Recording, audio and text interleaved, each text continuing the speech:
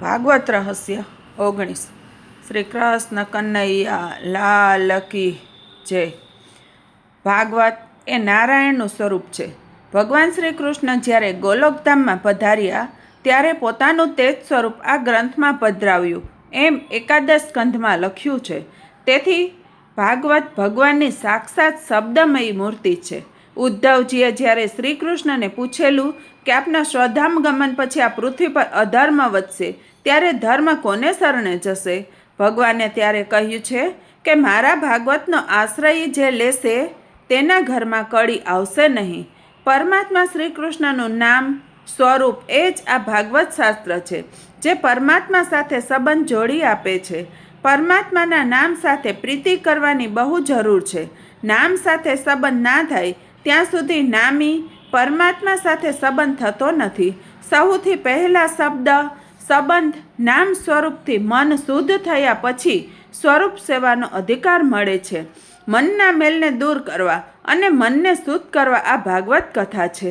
કથા સાંભળ્યા પછી પણ પાપ કરવાનું ચાલુ રાખશો તો યમદૂતો તરફથી 2 ફટકા વધારે પડશે।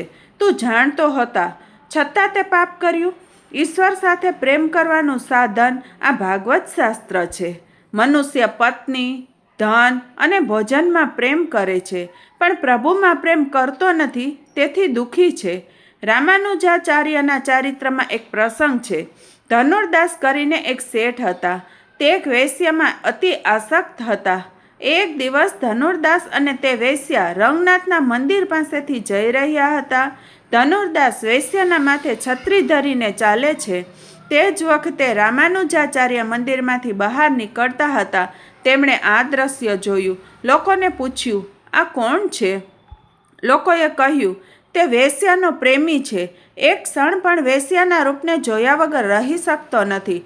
રામાનુજાચાર્ય વિચાર્યું, ધનુર્દાસનો આવો પ્રેમ ભગવાન પર હોત તો તેનો ઉદ્ધાર થઈ જાત। શેઠને મળવા શેઠનો ઉદ્ધાર કરવાની ભાવનાથી એ રસ્તે જઈ તે ધનુર્દાસને મળે છે અને કહે છે કે તમે આ વેશ્યા પર જે પ્રેમ કરો છો તે જોઈને મને આનંદ થાય છે। વિષ્ઠાથી ભરેલી આ સ્ત્રીમાં જ પ્રેમ કરો છો પણ તે સ્ત્રી કરતાં મારા રંગનાથ ઘણા સુંદર છે। આ સ્ત્રીમાં જેવો પ્રેમ કરો છો તેવો પ્રેમ મારા પ્રભુજીમાં કરો તો મને વિશેષ આનંદ થશે। પ્રેમ કરવા લાયક એક પરમાત્મા જ છે। ધનુર્દાસ કહે છે કે આ વેશ્યા અતિ સુંદર છે, તેને જોયા વગર હું જીવી શકીશ નહીં। રામાનુજાચાર્ય કહે છે કે પરંતુ એનાથી વધારે સુંદર કોઈ મળી જાય તો? ધનુર્દાસ કહે છે કે તો વિચાર કરું। રામાનુજાચાર્ય ધનુર્દાસને રંગનાથના મંદિરમાં લઈ ગયા। આરતીના દર્શન થતા હતા। ધનુર્દાસને રંગનાથના દર્શન થયા। ધનુર્દાસને સમાધિ લાગી છે। પ્રભુનું દિવ્ય સૌંદર્ય જોઈ તે વેશ્યાના સૌંદર્યને ભૂલી ગયો। તે દિવસ પછી ધનુર્દાસે એ સ્ત્રીમાં પ્રેમ કર્યો નથી અને રામાનુજાચાર્યનો ખાસ શિષ્ય બની ગયો। પ્રભુમાં આસક્તિ થાય તો પછી સંસારમાં આસક્તિ થતી નથી। મનુષ્ય પ્રેમ પાત્ર ક્ષણે ક્ષણે બદલે છે પરંતુ ક્યાંય તેને સંતોષ શાંતિ મળતા નથી।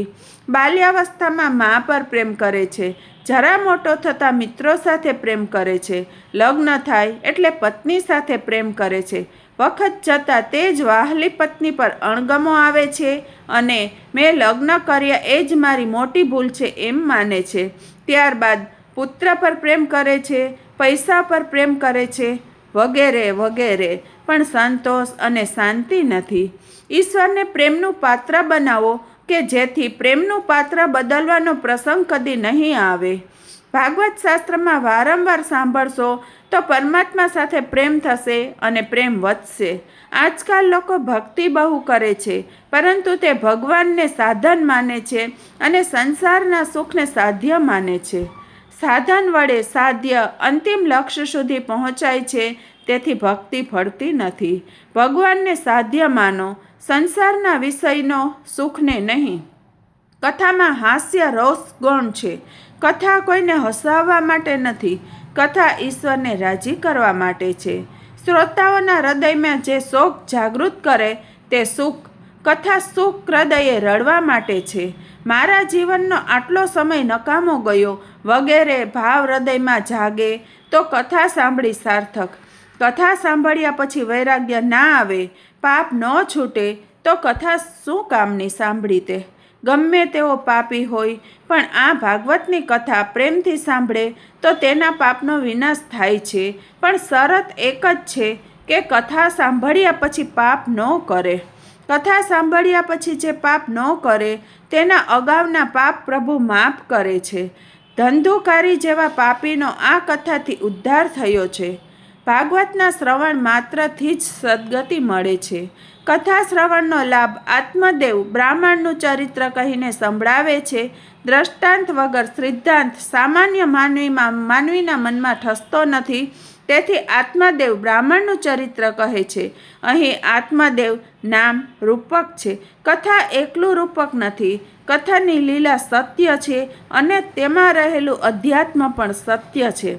મિત્રો, આવતા વિડીયોમાં આપણે ભાગવત રહસ્ય 20 સાંભળીશું.